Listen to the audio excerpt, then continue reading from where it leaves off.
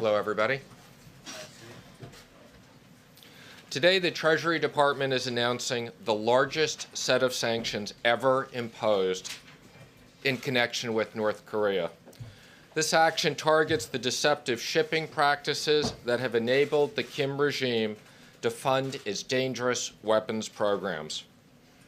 Our actions target shipping and trade companies, vessels, and individuals across the world who we know are working with North Korea's behalf. Specifically, we are sanctioning 27 entities, 28 vessels, and 1 individual, all involved in sanctions evasion schemes.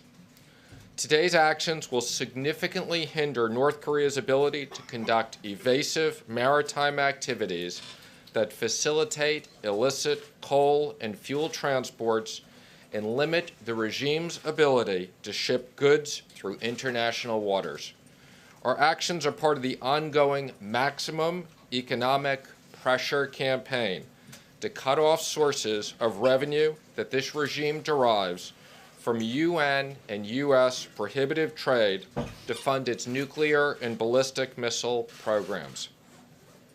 We are also issuing a global shipping advisory in conjunction with the Coast Guard and the State Department to put everyone on notice of North Korea's illicit maritime tactics and underscore the significant sanctions risk of engaging in maritime business with North Korea. We are releasing new imagery of the deceptive shipping practices used by those who aid and profit from illicit trade with North Korea. These images from December 2017 reveal ship-to-ship transfers of fuel and other products destined for North Korea in an attempt to evade sanctions. They shine a spotlight on the practices employed by the government of North Korea to falsify identifying information on ships and conceal illicit cargo. These sanctions evasion tactics are prohibited by UN Security Council resolutions, and we are fully committed to shutting down those who engage in trade with them.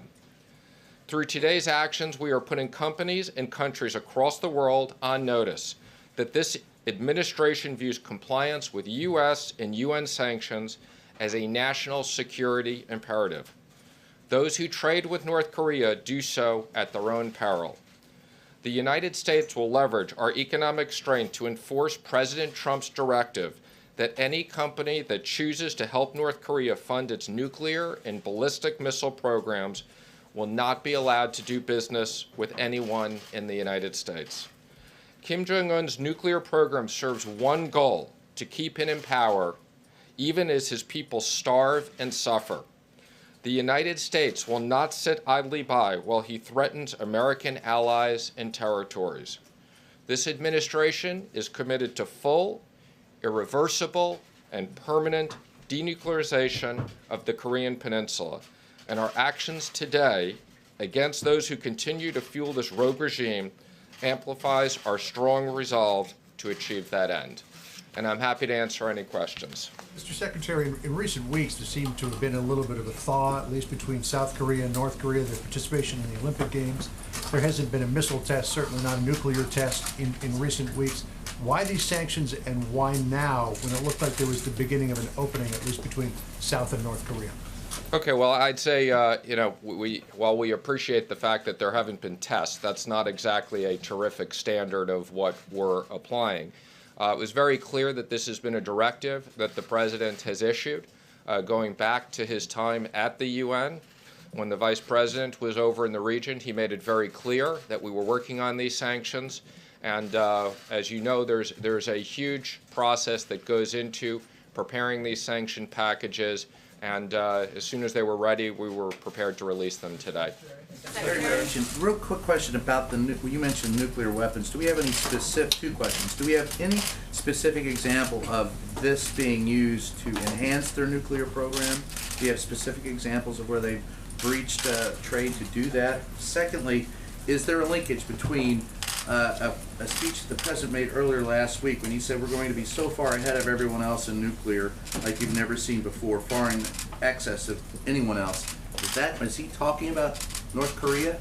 Again, those are independent issues. Our capabilities are obviously far surpass the rest of the world in those capabilities. I'm not going to make any comments on the source of funds, but I can assure you that he is diverting money from the people of the country to support his programs. Thank you very much, and thank you for joining us. This targets 27 entities, 27 vessels. When you talk about ship-to-ship, like the picture behind you there, give us some sort of scope or some context. Is that a small portion of the ships involved and the transfers involved? Is this a larger portion, somewhere in the middle? How impactful actually is going after these 27 entities and these 28 vessels? This is very impactful. This is virtually all the ships they're using at this moment in time. We will obviously continue to monitor and use all of our resources to monitor our activities going forward, and we will do new sanctions as needed going forward. But this is a very, very significant action, along with, I might just say, the advisory that the Coast Guard has worked on with us that we think will be very impactful. So virtually all the ships, do you expect these ship-to-ship transfers to essentially be eliminated after this? We're going to do everything to stop these ship-to-ship transfers. Mr. Secretary, to that point, and using the words you just spoke, we will do everything to stop ship-to-ship transfers. Clearly, we have the intelligence to identify them. This feels like the economic equivalent of a blockade. Is that the next step, a military blockade, to in fact block these ship-to-ship transfers if these sanctions are not effective? I think, as the President has said before, we're not going to announce in advance anything we may do in the future on military actions. We are monitoring. What I would say again is right now we are using the full power of the United States economically and working with our allies to cut them off economically. That's the priority of the maximum pressure campaign at the moment. Would you disagree with that characterization that it's like an economic blockade?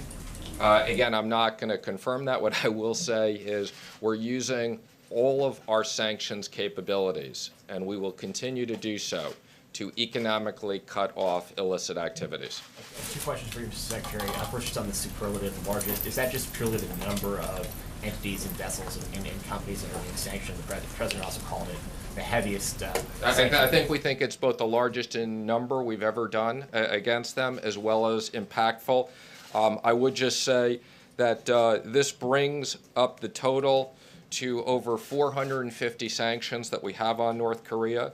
I would say approximately half of those have been done in the last year. So we've been have sanctions since 2005. Under President Trump's leadership, we've done half of those in the last year. Some of those sanctions have hit Chinese companies and banks that have done hundreds of millions of dollars of business with the North. I mean, wouldn't you say, just from a superlative standpoint, I mean, wouldn't those be bigger? Or you're arguing that these are more impactful than taking action against a Chinese entity? Again, I'm not going to make any specifics against Chinese entities. We will continue to look at them like everyone else. We expect people to follow through on the obligations of the UN sanctions and our sanctions programs. To what extent is Russia helping North Korea evade the sanctions? I'm not going to make any comments specifically on that, other than to say that obviously Russia and China are two countries that have traded with them, and we are working actively with both of those. Thank you, Mr. Secretary. What indicators will you use to measure whether or not these sanctions are successful?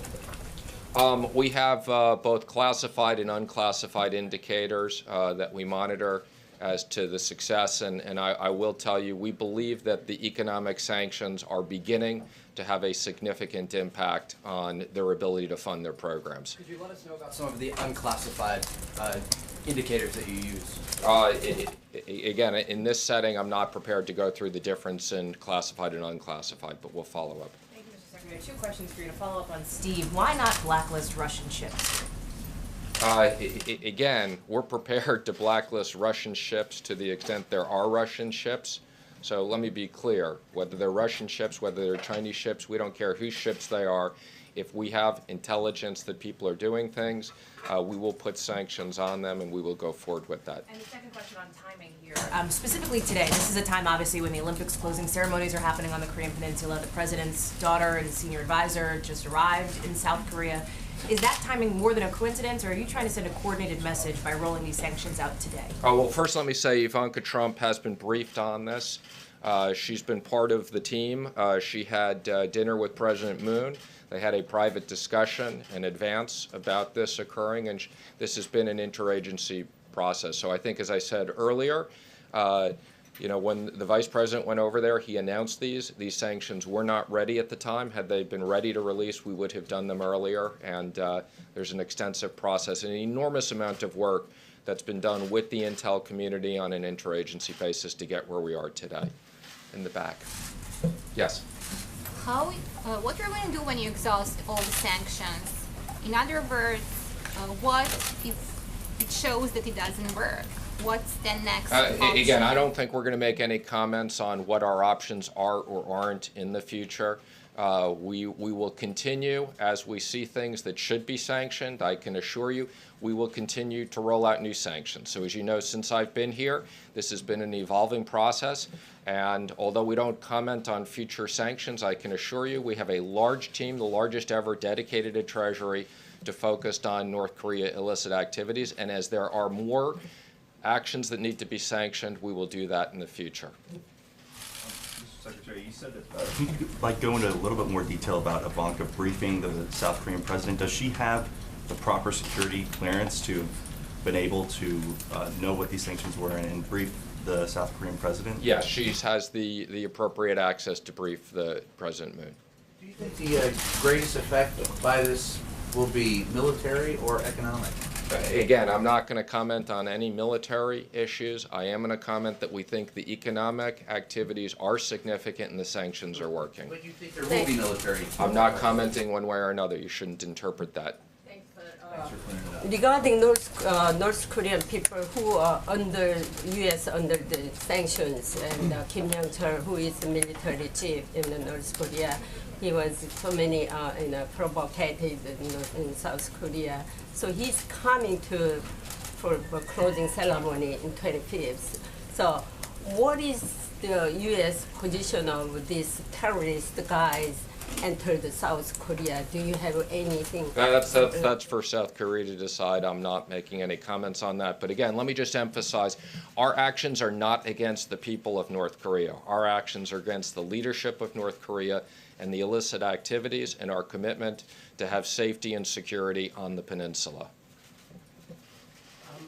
Can you rule out the United States boarding and inspecting North Korean ships that are No, I cannot rule that out. So again, under the UN sanctions, with the consent of state flags, there are certain rights that we and other countries have, and I'm not ruling anything out.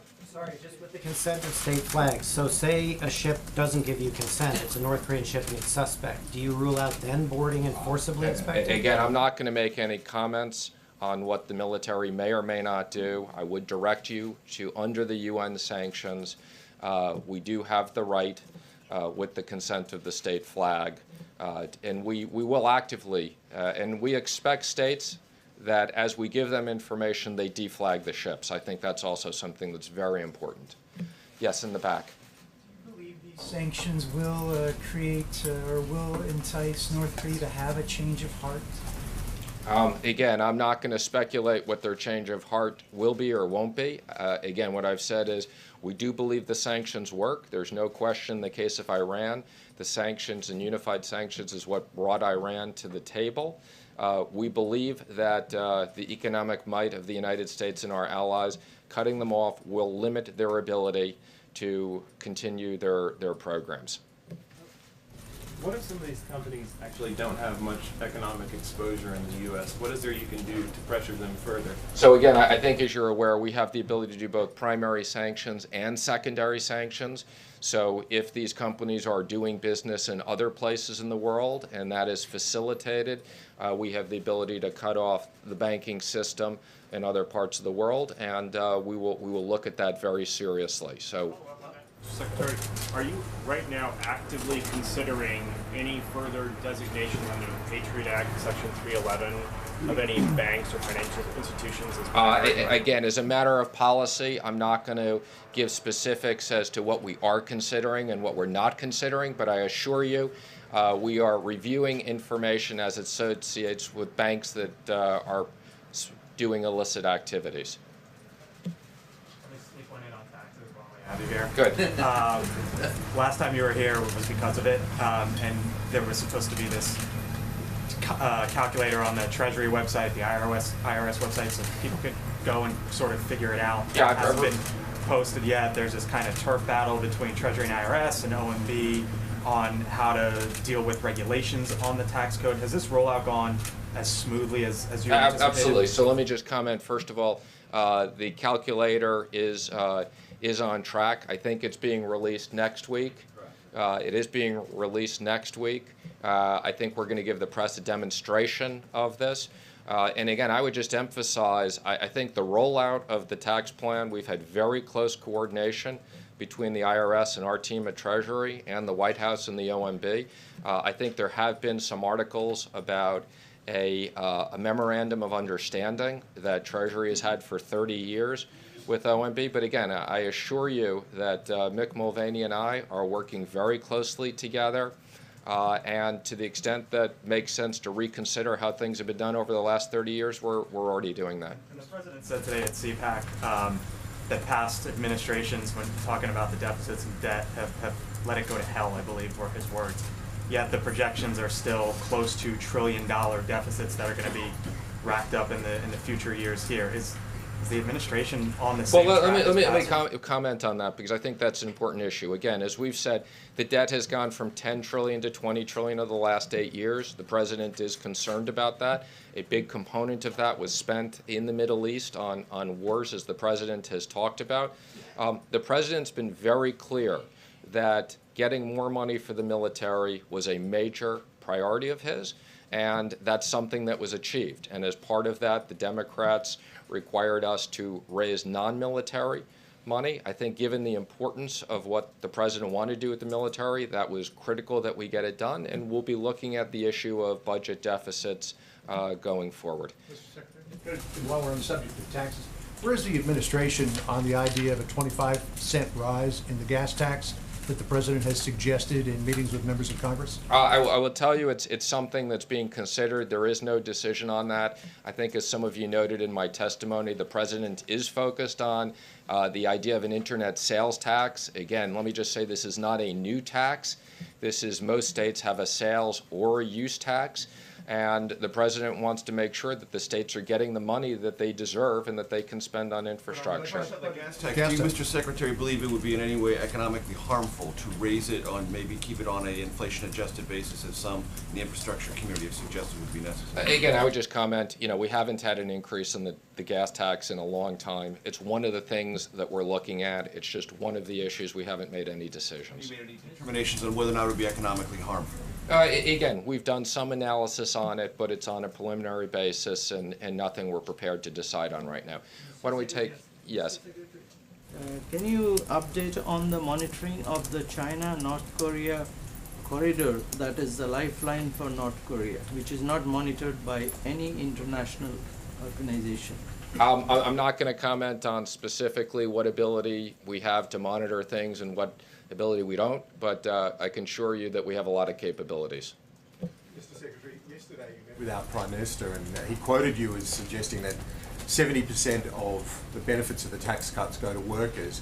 He's got a similar agenda he's trying to get through back home. What's the evidence to suggest that that flow through is there for workers? And secondly, on North Korea, the sanctions, you briefed him on that as well. Do you expect to have strong support from Australia in that initiative? I do. So I've known the Prime Minister for a long period of time. He's trying to focus on a very similar to economic agenda to what we've done. He explained to me how he's lowered the corporate tax rate on the small and medium-sized companies and how he's focused to do it on bigger companies. And he congratulated us on our success, and hopefully that will show the success for him there. And we've talked about this statistic in the past. We believe that a major part of the burden of corporate taxes are borne by the workers. And then on North Korea, we had a very productive discussion on North Korea. He's very supportive, and we've encouraged him to work with us on sanctions in other areas. So a very, very productive discussion. I know he's looking forward to see the president today.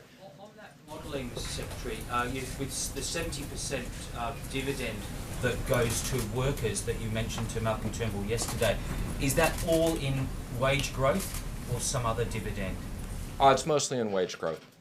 All right, why don't I take one or two more questions, but I don't want to leave here without emphasizing, you haven't asked me yet, we are working on Russia sanctions. I can assure you that is in the process. I will be back here within the next several weeks to talk about that. But again, I just want to emphasize, I think, you know, under Section 241, okay, we did deliver both the unclassified and classified report, and as I've repeatedly said, we are working on sanctions as a follow-up to that. So why don't we take the last question? Related to election meddling, sir? Is that what you mean? We'll continue to look at election meddling. I might just add, we are closely working with the FBI on them giving information as it relates to the recent suit. And as appropriate, we will look at sanctioning individuals from the information they had. And I would also just comment, we already had sanctions against one of the very significant people that were on their list. Didn't change anything. Thank you, everybody. Appreciate your help. The Russian sanctions, are they having anything to do with North Korea? Or just, as Stephen pointed out about the election? Again, let me just say quickly, you know, again, as it relates to North Korea, we're looking everybody the same. So the ability that we have under North Korea is not differentiated by country. We've done over 100 sanctions under our Ukraine and Russia abilities that we've done since the president's been in office. We will continue to look at those abilities, as well as the authority we've been given under CATSA, which I think you know had huge bipartisan support, and election meddling. Thank you very much. Thank you, sir.